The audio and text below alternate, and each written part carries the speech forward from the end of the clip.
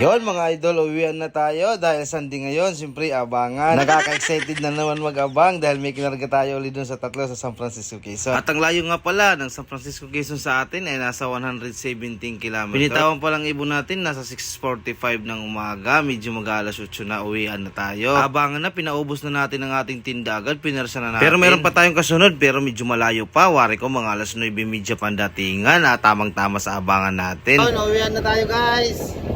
Abangan na ng ating mga ibon, excited na tayo. Makita natin kung makauwi sila, kung sinong nauna. Tara, habang tayo mamaya. At pagdating natin sa loop, tinira nga agad ng ating idol Aljo ng ating loop para medyo mabango-bango naman ang ating abangan. Shoutout mo sila boy.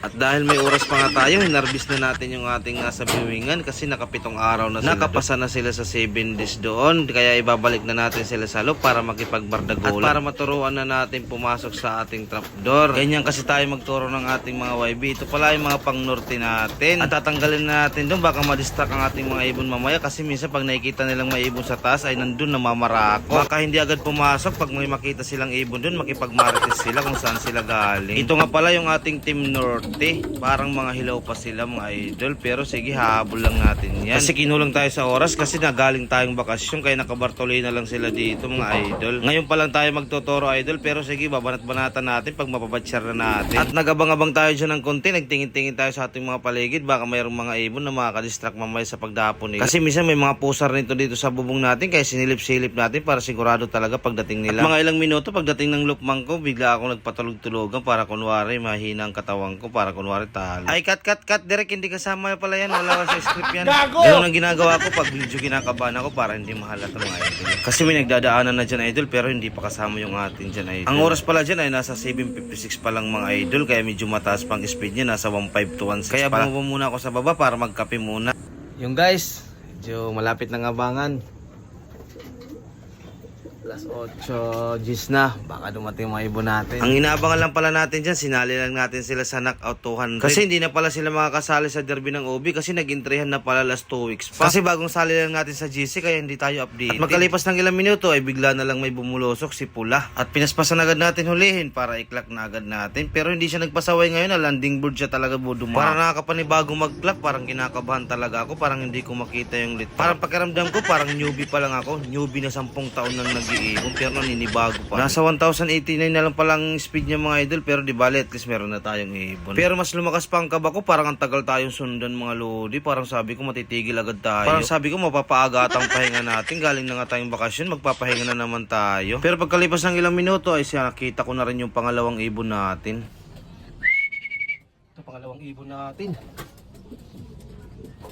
Si Grover.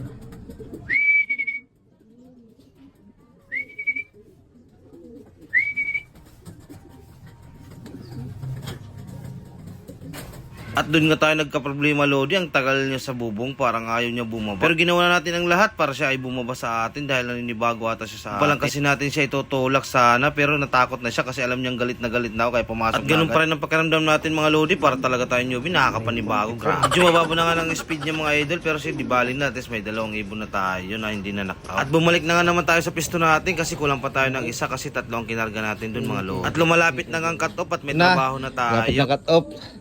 Trabaho na muna tayo guys. At meron pa sana tayo 6 minutes pero iniwan na natin yung ibon natin. 9:31 kasing cut-off sa atin. Yan, cut-off tayo guys.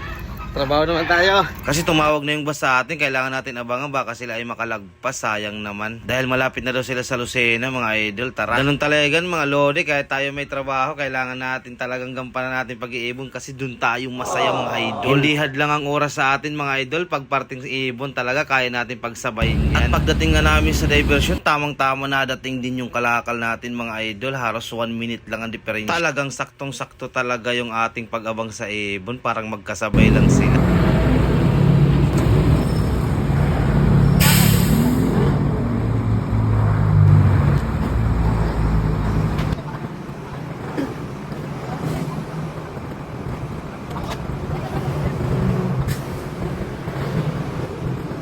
At yun nga mga idol, ay tayo nagreklamo dahil kulang ngayong kalakal natin ng isa. Dapat kasi 4 ang karga natin. Pero 3 na lang ang nasa Strebo, kaya nakipag-usap tayo dun sa driver kung nasaan yung... At ang sabi nila wala na daw, 3 na lang daw talaga. Kaya wala tayong nagawa. Pero tinilip ko para sigurado tayo mga idol kasi 4 ang tawag sa atin, kasi 4 ang order ko. Pero sige, titingnan pa rin natin para sigurado. Pero pagkasilip ko ay wala talaga. Kahit isa, puro bag na lang talagang nandun. Kaya wala tayong nagawa. Kaya itatawag na lang natin sa ating supplier kasi kulang din yung isa. Parang ibon din natin mga idol, kulang din ng pero isa. Pero di bali, wag tayo magpa-apekto dyan. Yan ay pagsubok lang sa atin. Kaya itatawag na lang natin. At maya-maya tumawag ngayong ating supplier at na-confirm nga na naibaba na sa ibang lugar. Di bali, okay lang yun. Tara, let's go guys. Uwian na naman tayo. Tara, biyahe na tayo papalingki mga lodi. Pero bago tayo dumaan ng palingki, siyempre dadaan muna tayo sa bahay. Titingnan muna natin kung maibon na tayo. Yun, at pagdating nga natin galing pag-abang ng kalakal, 9:58 ay 9:30 ito ang katop sa atin. Nandito na nga siya guys sa loob. Aray ko. Oh. Knock-out ka sa knock-outan boy. At dito na muna natin tatapusin ang ating video mga idol. Salamat sa iyong panonood.